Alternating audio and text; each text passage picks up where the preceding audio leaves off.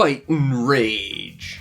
I like this title. It has an N in it, and that's always fun for me. This is a 2D classic style beat 'em up that I was quite happy to see in my Steam inbox when I woke up one day. Mainly because I haven't played a 2D classic arcade style beat 'em up in like forever, and that's really depressing for me to think about because these games are really, really fun. I'm a huge fan of the classic Streets of Rage games. Less so Final Fight, but you know, Streets of Rage was a lot of fun for me anyway, and you know, there's a lot of like really fun, obscure beat 'em ups out there. So to be able to play a brand new one, it was quite good.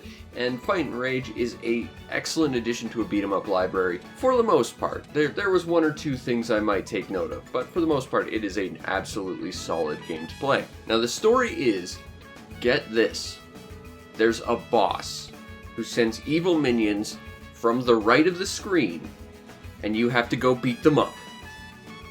And that's kinda it. I'm not even joking. They even say, you know, all these guys are coming from the right, and there's a boss, go fight them. It's not exactly a masterclass in storytelling, although there are I think half a dozen endings for each character in this game, so you know, they like to sort of back end a little bit of story, but the ending I got was still only a couple extra lines of dialogue, so there's not a lot here, and it's definitely a focus on the gameplay. Fortunately, the gameplay is excellent. The gameplay to Fight and Rage is very, very simple, but it works well enough. You have a total of 3 different playable characters, a girl, a minotaur, and a ninja, who range from being lighter and quicker in the girl's case to heavier but slower in the minotaur's case, with the ninja taking place in between.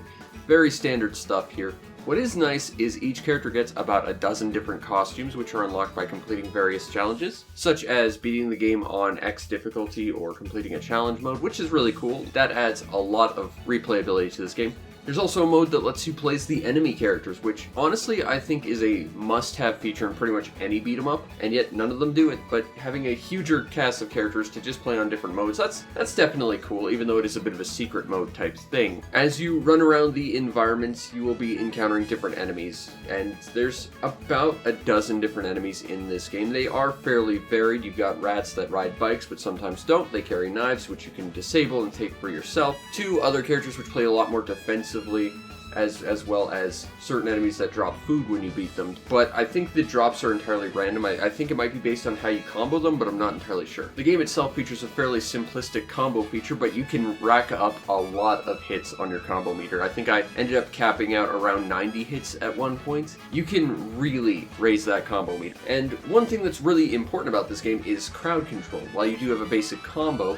one really almost necessary technique to learn is that if you hold up or down during your last hit of your combo, you will throw your opponent in front of you if you held up, or behind you if you held down. This means that you are effectively protected from any direction when enemies come at you, which is an absolute game changer and massively important if you don't want to get swamped in this sort of game. The fact is, most of the mechanics in this game seem to favor and indeed bolster your crowd control abilities. You really do need to focus a lot on crowd control above anything else, but there's a very strong throwing game here as well. Like a lot of other beat 'em ups, you can just walk into your enemies and also just throw them, but to be able to chain a throw into a combo into another combo is next level stuff. It just makes the general combat flow super, super well. This game also likes to have special moves, and special moves in beat 'em ups I tend to be a little 50-50 on, because they're either limited by you can only use it X number of times, like the bombs in Streets of Rage, or you can use it but it will actively drain your health, and this game tries to take a middle road approach to this. Basically, in the top left hand corner you'll see like a little SP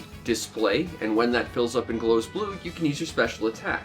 If it's not full, however, you can still use your special attack at the cost of your own health. And this creates sort of a risk-reward sort of situation where you can gain the upper hand by using your special early, but you will drain your entire meter and still take damage from it. Or you can wait, potentially take extra damage, but you will not lose health from using your special.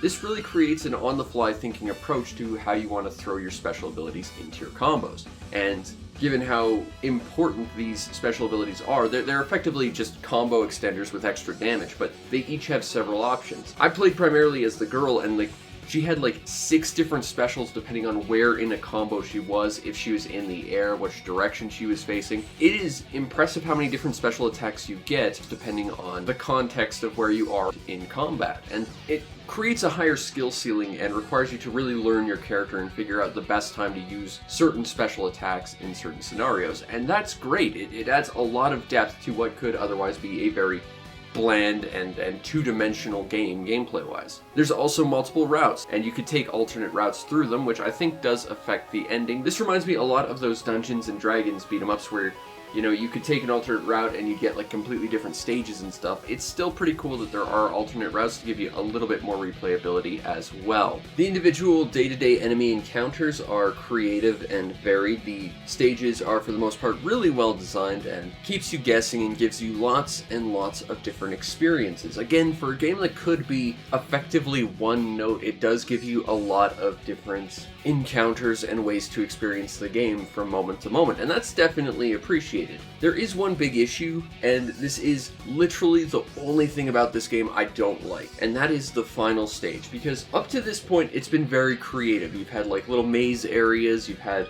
you know, a classic bar fight scene, you've got, you know, walking through the streets, you had a surfing scene after you defeat some literal ninja turtles. This game is amazing, have I mentioned that? But the final stage, it feels a little creatively bankrupt. They just kind of ran out of ideas, so for the final stage, the first room is, we're just gonna fill the screen with every enemy, including mini-bosses at this point. And even if you go slow and eliminate them one at a time, when you get to the final chunk of that room, they still like triple the number of enemies on screen, and it just becomes a mess of trying to figure out where you are. And while crowd control is a huge part in these games, and certainly creating a good combo and figuring out how to manage your enemies by throwing them at the right times would be very, very helpful here, it does feel a little bit unfair how much they just throw on top of you right at this moment. In the next screen, it's very much the same, where you go through tiers of fight 2 of the most basic enemy, then 3 of the next tier, and then 4, and then eventually you'll be fighting bosses as regular enemies. And there's no real checkpoints in between them, nor are there all that many healing items. And I'm playing on normal. It actually got really, really difficult. I lost on the second room of the final stage a whole lot. But the final room of the final stage is just absurd. You start by fighting 3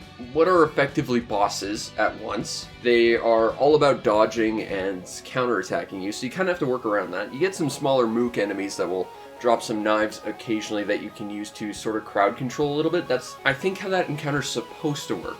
But once you get to the end of that, suddenly you're dropped into a fight against, again, 2 more bosses at once, and then you have to go fight the final boss. And the final boss is admittedly a bit of a joke in terms of how much health he has, but he's got a huge ranged attack that can basically take you out in one hit if you get caught in the wrong place, because he basically juggles you. That final room has 0 checkpoints. If you lose at the final boss, you go all the way right back to the beginning of that room where you have to fight those 3 bosses who like dodging and counterattacking you over and over again. And I think this could be alleviated a little bit with either a checkpoint between that first chunk and like the latter 2. Like, you know, once you beat the 3 bosses together, maybe just have like the final 2 encounters be a separate checkpoint, or maybe have like an additional health item or something in between the final boss fight and like the penultimate one. I'm not sure, but it just feels like the final boss, and indeed the entire final level, seems just like a weird difficulty spike and not really a fun challenge so much as we didn't know what to do to make this final encounter exciting, so we just threw everything at you at once and hope you can survive. Which feels a bit, like I said at the top, you know, creatively bankrupt. They just kind of ran out of ideas and needed something exciting to happen. And they did so in kind of the worst feeling way. Seriously, the last encounter just feels disproportionately difficult to basically everything else, just in terms of how it was structured. I also played this a second time on the hard difficulty, and it does seem like, similar to the last few stages, the only real arrow in this game's quiver for difficulty is just spawn more enemies, which is a bit unfortunate. They could have added different types of monsters, like how there are already recolors of the cats that have like a special buff when they get knocked down, they shoot out electricity and stuff.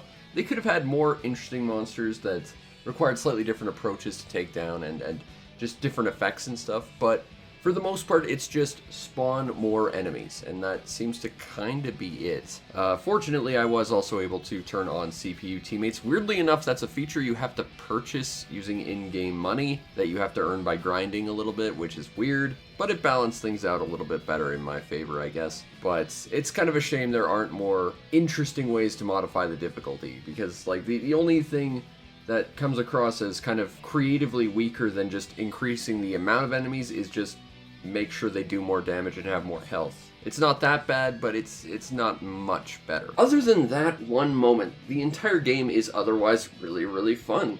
The individual encounters are great. There's a lot of different enemies. And you know, they do recolors, but at least it keeps it visually interesting. And each enemy does feel functionally very different in the ways they attack, as well as in the ways they try and defend themselves. I know that personally I had a lot of trouble with the, I think there are Muay Thai fighters that look kind of like the guy from Fatal Fury. You know, they were very, very defensive, and I had trouble with those guys myself, but I recognized that they had different fighting styles than the other individual characters, and it was cool. The biker rats sometimes show up on their bikes, and you can use those bikes to create explosions and take everyone else out at once. There's lots of different unique strategies for every sort of situation this game throws at you, and up to that final moment, it does it excellently, and it's such a varied experience that it keeps you on your toes and keeps you having fun. It is a challenge, but it's certainly enjoyable. There aren't a lot of items in this game, however. There are, I think I counted 4. You have a knife that you can sometimes pick up from the biker rats. I found a metal pipe at one point, but I can't remember where I got it from. As well as apples and big turkeys that you can eat to heal yourself, that you typically find under garbage cans, you know, like you do. I do feel like it's a little bit underwhelming that there aren't significantly more weapons or items to play around with, and the individual mechanics of, you know, the knives are basically just throw and it's one and done, whereas the pipes, they take a bit more of a beating and they give you a bigger hitbox to work with. So, you know, it feels like one of those is just genuinely more interesting than the other. And I feel like had there been a greater breadth of items to use, we could have had more strategies and more interesting encounters based around them. But alas, there is just that. I do appreciate, though, that this game does utilize points in a meaningful way. When you game over or complete the game, your points are totaled into coins, and the number of points to coin ratio is dependent on the difficulty you're playing. You can take those coins, and the nice thing is if you continue, you still get to keep the coins you earned at this point, so you know, it's not a matter of you have to either sacrifice your coins or keep playing. No, you're always earning coins no matter what, which is great. You can then take those coins and take them to an in-game shop and trade them for bonus features like extra music or an extra costume skin for your character. It's a nice way to make it feel like you're constantly progressing and unlocking stuff. Even though the unlocks themselves are a little underwhelming, there is still a lot of content here to unlock if you want to see it all. Plus, there's like a challenge mode and a survival mode, and there's lots of other things. I mainly just stuck to the main story, but Fight and Rage at its core is an excellent game in terms of gameplay, with the exception of how that final encounter is designed. Otherwise, it's just a lot of really varied encounters and fun stages that throw different concepts at you, and it never becomes boring. It is, at its core, a great game in terms of gameplay. The overall presentation to Fight and Rage is excellent. I'm not gonna lie, when I first turned this on, I hated how this game looked, but you have to understand, this game has a lot of visual options, and it defaults to having like this weird kind of grotesque curved CRT monitor with like heavy scan lines. Fortunately, you can turn those off. And I did, because I cannot stand scan lines on stuff, and that curved monitor just gave me a headache to look at. It was like playing with a fisheye lens. And I don't get why people like them. Like, I grew up with CRT monitors, and maybe it's rose-tinted glasses, but they did not look like that. Either way, it's an option you can have if you like that sort of thing, and there's lots of other visual customization things you can do with the picture as well, modifying how the game actually looks to suit your personal taste. You can also modify the UI. I don't know how I did this, but I somehow turned on speedrun timers for my playthrough to fill up the upper right chunk of my GUI.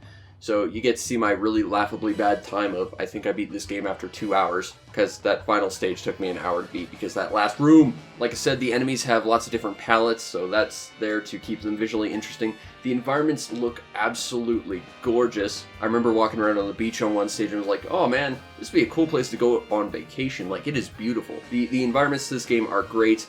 The enemies are varied. The different visual designs of the characters are fantastic. The fact that you can change your character's designs outside of like one alternate color scheme, you know, that's fantastic. You've got a couple different costumes and different color schemes of each. Granted, you have to unlock them, but that's still fun. Basically, this game looks great, and it looks pretty much however you want it to be. This game gives you an incredible amount of customization for your visual experience. The soundtrack to this game is also very, very solid. It all works for a high-octane, fist-flying, bone-breaking beat-em-up experience. And, you know, there are a couple, like, stock sound effects here and there. There's a few voice clips here and there as well, which it adds a little bit more to the authenticity of it and gives you a little bit more of an audibly interesting experience with this. The presentation at its core is excellent with this game. There's not really anything I can complain about, and the wide variety of customizable options for this gives you a lot of options to create something that will really appeal to you. Again, I'm taking off those scan lines and that gross fisheye lens, but maybe you like them. You can keep them. You can modify it any way you like, and the fact that they give you that many options to give you a truly exclusive to you experience is fantastic, and not something they had to do, but it's amazing that they did, and I will applaud that. Now, if you want a copy of Fight and Rage on Steam, it is available for $22, which, I'm not gonna lie, I like this game. That seems a little bit high. I would pay, you know, $10 or $15 for this, but it is at its core a very, very solid beat 'em up. And if you like beat 'em ups, you know, $22 might be well within your price range for something like this. I have to give a huge shout out and thank you to Sly Boots for sending me this. It was a fun little Christmas gift he got for the show, and I have to admit, it was a nice palate cleanser because I have not played a beat 'em up like this in forever. I was super nostalgic, and this absolutely scratched that itch that's, you know, I just have not played one of these in forever, and it is very, very fun. And with the exception of maybe the final stage, it is a creative and varied experience, and it has a metric crap ton of customization and unlockables, and offers you so much of an experience.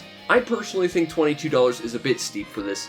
I know it's arbitrary, but I tend to limit my indie game purchases to be $15 at most, and that's mainly because really, really big AAA releases cost way too much money now, and I can't afford all the indie stuff I want. But either way, if you can afford Fight and Rage and you like beat 'em ups, I think this is one to definitely look into. And the fact that it does have like a control the enemy mode as like just a mode that should be in everything, and it has so much customization, I think this one's definitely worth your attention if you want a really solid beat 'em up. It's a lot more interesting than Final Fight is to me, I'll say that much, and I do love how stylistic it's trying to be and how just very 90s it's trying to be. There's tons of references, tons of goofiness, doesn't take itself too seriously, and it is a lot of fun. As long as you can get past that final level, there's nothing really to complain about with Fight and Rage. It is a fantastic beat 'em up experience.